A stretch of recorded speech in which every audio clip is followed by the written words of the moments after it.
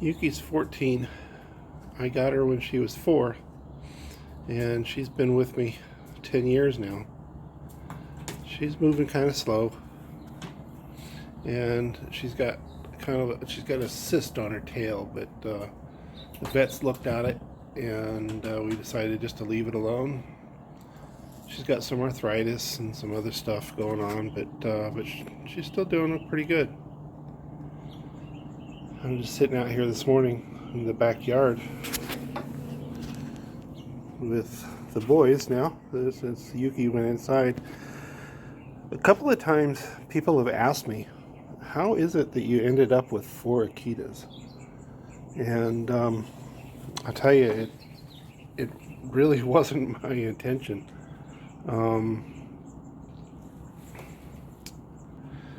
As you know, I've volunteered with rescue for quite a few years now, and so part of that is fostering, and I've actually, every dog that I've had started out foster. Yuki was a foster back in 2012, and Prince was, he came from Texas, and he's just chilling out, and everybody had breakfast.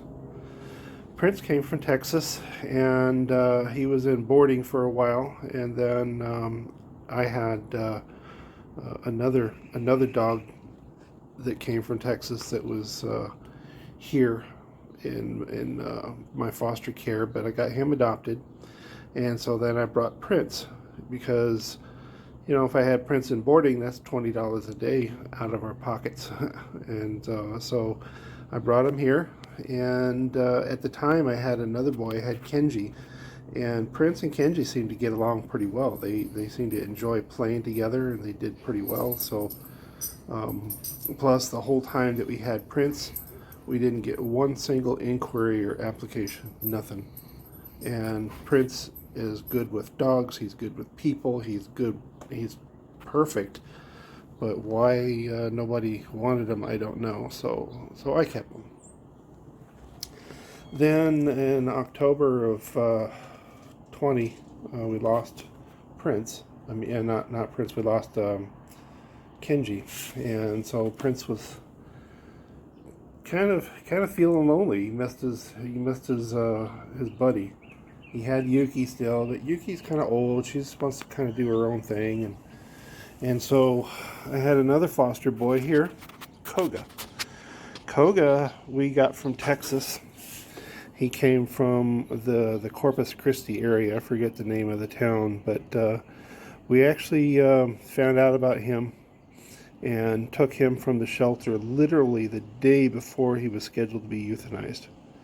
And he's a little bit older. We don't know exactly how old he is. We think he's 5 to 7 years of age, but he's healthy. As you can see, he's a brindle, and he's also good with other dogs. Koga is a food thief, and that's the only issue that we've had. We had Koga tried to steal something that belonged to Prince, and they did get into it. They got into, I think, like 2 scuffles since he's been here, and so we just avoid that. We everybody is fed separately, and they don't fight over toys. Nobody fights over toys or anything. It's just food, and we just avoid that, and we don't have a problem. And lastly, I'll mention Coda. Coda did have a different name. We got him from South Dakota. That's why we named him that. Well, actually, I named him that. But Coda came from a situation where he was in a home with people that didn't understand him, and the family let their kids climb all over him, even while he was eating. And so they had a bite incident, and then the owner proceeded to beat the hell out of him, kicked him and beat him, and then tried to shoot him, kicked him out of the house, and the police actually stopped him and they put him into a bite quarantine. And one of our partners in South Dakota um, took him in and fostered him for some time until we were able to bring him here. And once again, we had him here, and we had actually one applicant that came to meet him, and it wasn't really a great applicant. It wasn't a really good home that I felt. And so, anyways, in the course of the meeting, Coda bit the person and actually tried to bite him a second time. And he's also has another bite history. He bit my wife on the foot the first day that he got here. He didn't know her, and she started playing with him, and she was squeezing one of his squeaky toys with her foot, and he bit her on the foot. And he also bit my daughter on the hand. She startled him or something, and so he's a little bit of a bite risk. And so he had been severely mistreated early in life. Coda turns 2 in June, so he's a young guy, but he's a big guy. He's the biggest of the bunch. So I kind of felt that trying to introduce him to people would be just a little bit of a risk.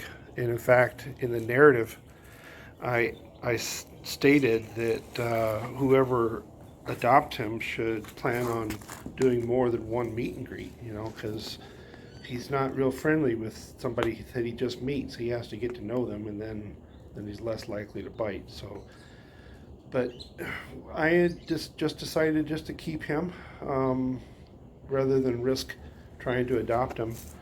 Plus, he's just really a good dog. He fits in really well, and yeah, you can see all 3 males.